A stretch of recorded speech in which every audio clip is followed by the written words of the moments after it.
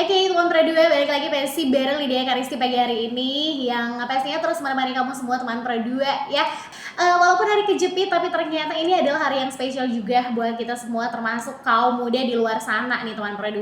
Karena ternyata ini adalah Hari Pendidikan Nasional ya, Hardiknas. Dan menurut aku yang namanya belajar itu atau pendidikan itu terus berlangsung sampai akhir hayat gitu teman Pro 2 ya.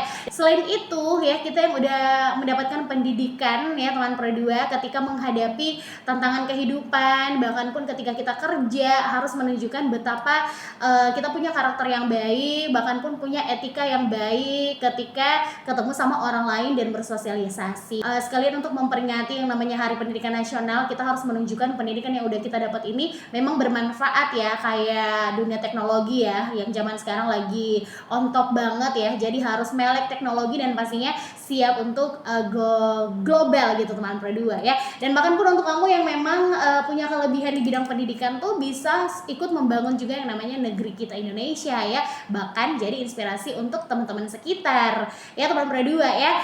Jadi jangan cuma sekedar deh kita merayakan tiap tanggal 2 Mei itu ada yang namanya Hari Pendidikan Nasional, tapi harus punya makna juga di tiap tahunnya ya.